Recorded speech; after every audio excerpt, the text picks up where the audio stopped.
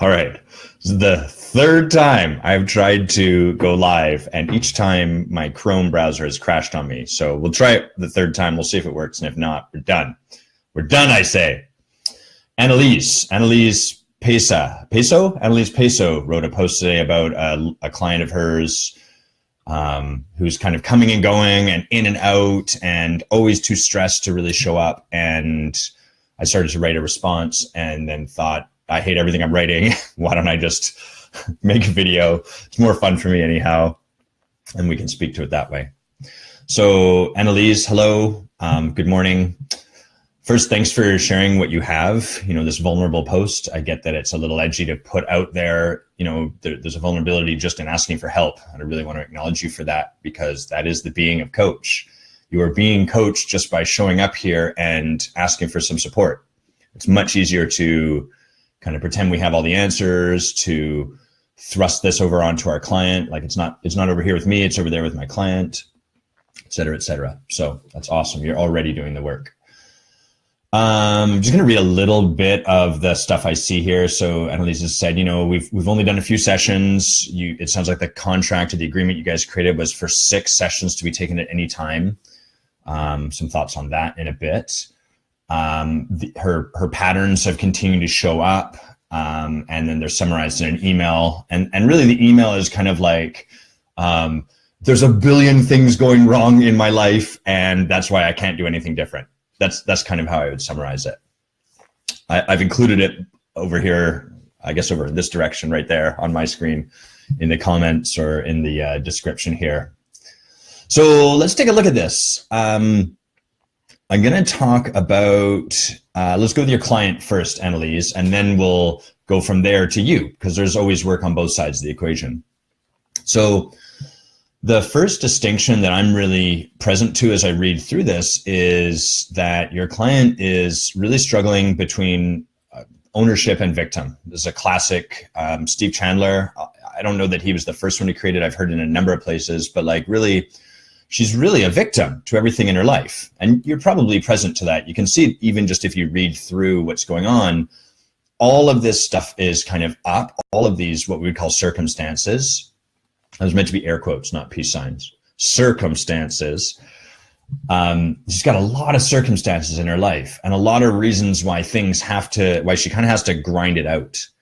And I think she even says, I'm just trying to, what does she say here? I'm just trying to get through the next few weeks before Australia trip at Christmas. So she's really trying to get through this stuff. And so you might introduce the distinction of responsibility versus victim. How can you actually own what's going on? How can you see where you're creating all of this drama, all of these circumstances, all of this stuff that you have to be with, so on and so forth? Hello to everyone that's joined. It's cool to have you here.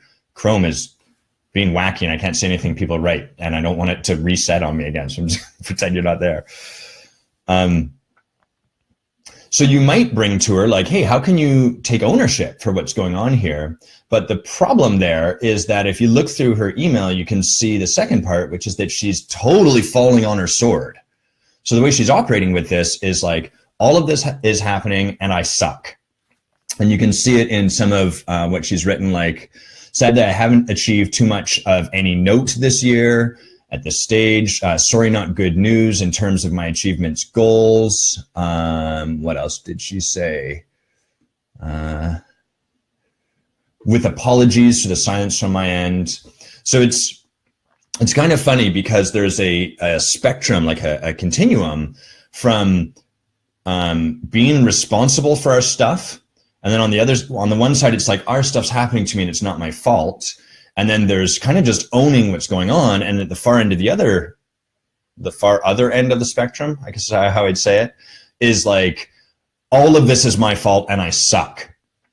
And neither of these two extremes allows for any power. It takes away from our ability to actually create anything. So I would probably first invite her into that distinction of being an owner versus a victim to your life and seeing how she's creating it. And then I would look really carefully for the second that blame starts to show up. And I would want to catch her on that so that I could support her in really owning this in a way that's blame-free.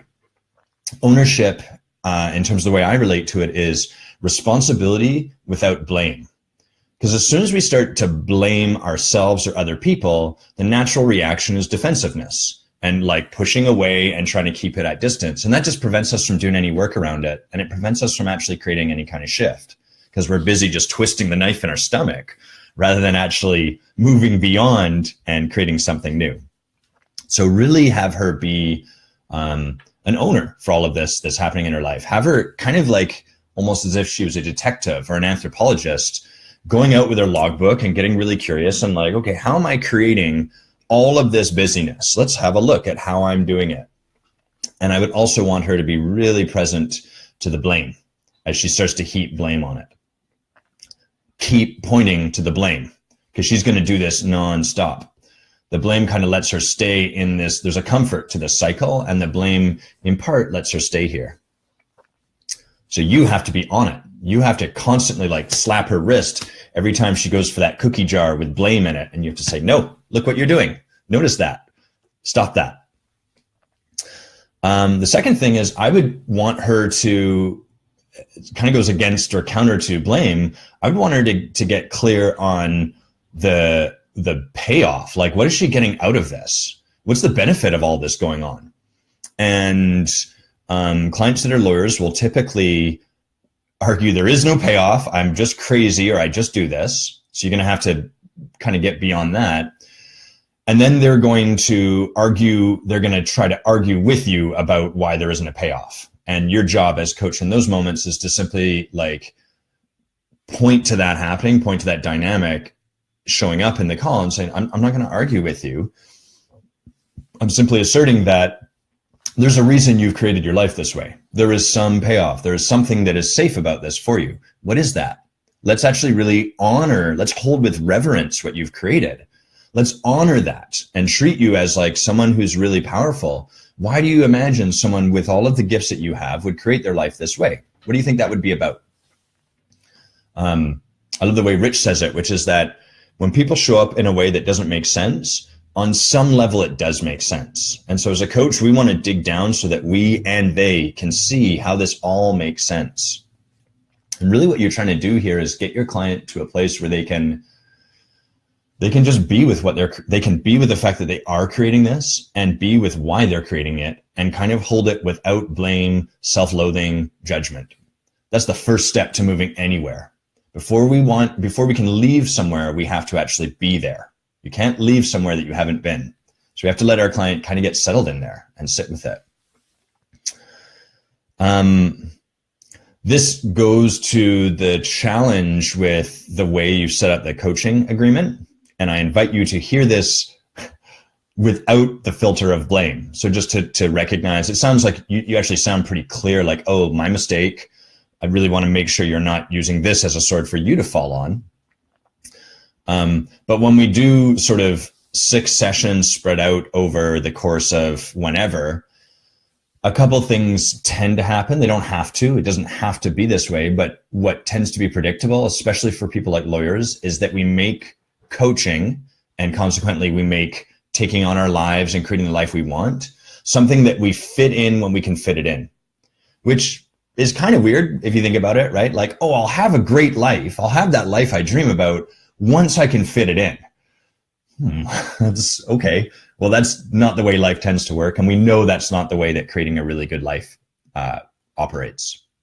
So it's a bit of a setup for your client to do it this way, and a bit of a setup for you. It's probably safer, I would imagine, to kind of provide this option, because she's not going to fight so much against that, right? Her whole belief, her whole strategy is, and you can even see it in her email, I will have a good life once and when I can fit it in.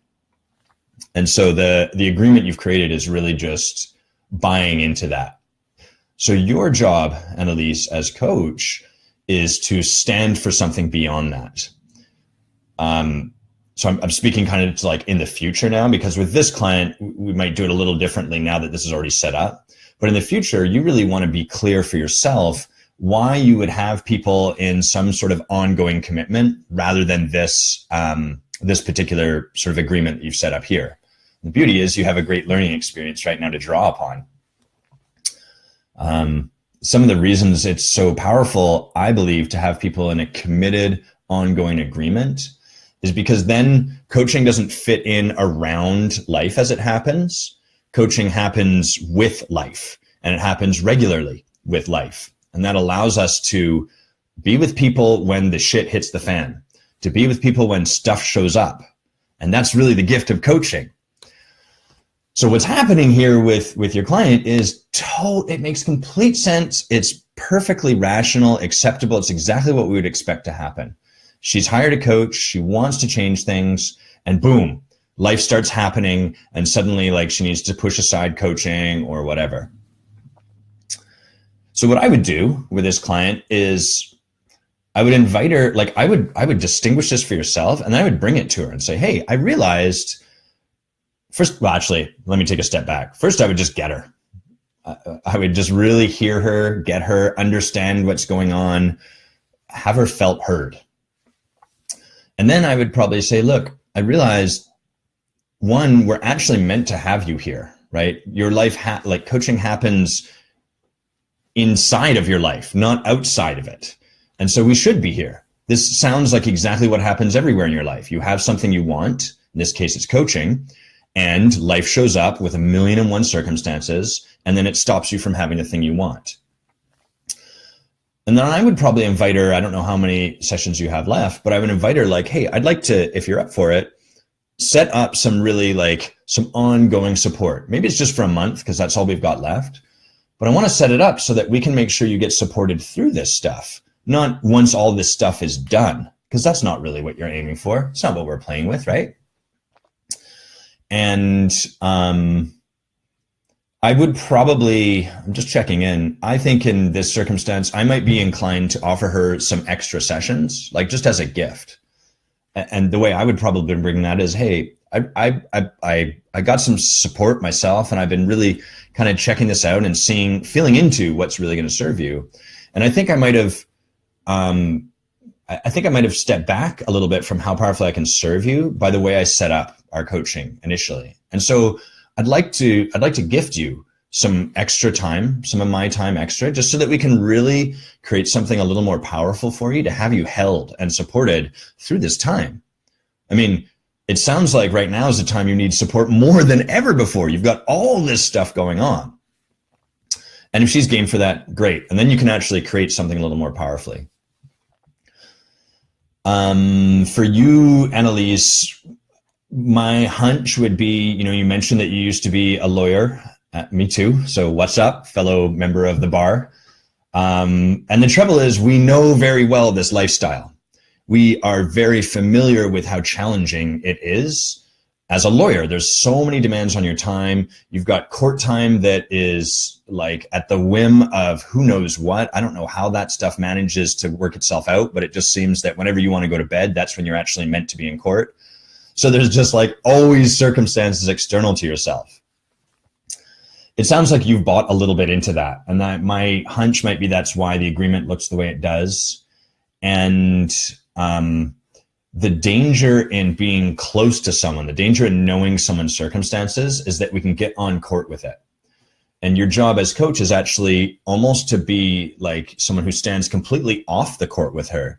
And when she says, oh, look, this is the way it has to be, you get to ask questions like, well, what if it didn't have to be that way? Or should we challenge that belief? Should we just accept that belief that it has to be this way wholeheartedly? Or do we want to shake that a little bit? Do you want a different reality that you can live into? So we're always inviting them to step out of the current set of beliefs and the way life is, so as to create the life that they want and that they want life to be. Responsibility versus blame, ownership, gifts for you. Yeah. This is just such a beautiful gift for you, Annalise. And I love that you have a client bringing this sort of stuff. And I think she's with the perfect person. And I think that where you're at is perfect for her. And this is really the opportunity. This is what I would call the breakdown. She's hired a coach. She's ready for something new. Stuff's going to shift. And then, oh my God, nothing is shifting. Oh my God, life's happening exactly the way it is. And what she's trying to do is, rather than continue through the breakdown, which might mean, hey, how are you going to make coaching and you being supported through this your top priority, That's going to mess some stuff up in her life if she takes that path. Rather than going that route, she's trying to figure out, how do I manage this? How do I sort of fit this in?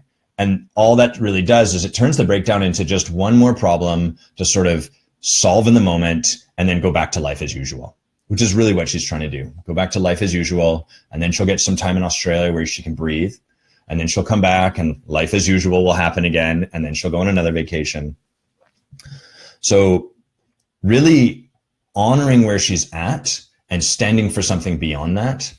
And all of that will come from her ability, one, to be responsible for what's going on in her life, two, to take ownership of that stuff without blaming herself for it and without being a victim to it. And then three, to actually empower a support structure that's going to be there no matter what, free of any circumstances, free of how life goes. Because I guarantee you, anytime someone wants to take on something new in their life, all of the circumstances that have stopped them from doing it beforehand are going to show up. So as coaches, our job to really welcome these and be like, yeah, this is so cool that this stuff is showing up. Right on. We're doing the work. You're not bad. You don't need to apologize to me. You're exactly where you're meant to be. Now our work can start. Thanks for supporting this client, Annalise. I have a special place in my heart for anyone working with lawyers for two reasons. One, because, man, I think law is a really noble profession in theory. And I think that most of that nobility gets ground out of us through the corporatization and the capitalization, the opportunism that happens in the profession. And two, because lawyers, we are really, really smart and really good at arguing, and we are thorny people to coach. So I really want to honor you for standing for this person to have a life different than the one that she's currently living, and to acknowledge probably that she's probably really good at arguing why it has to be this way. Don't get into the argument. Don't fall into the trap of arguing with her. When she starts arguing for why this is why or how life has to be, simply check in with her. I notice you're really arguing for life having to be this way. Is that really the fight you want to win? Do you really want to be right that your life has to look this way? Or do you want to create something different? Great work. Love you very much. See you guys later.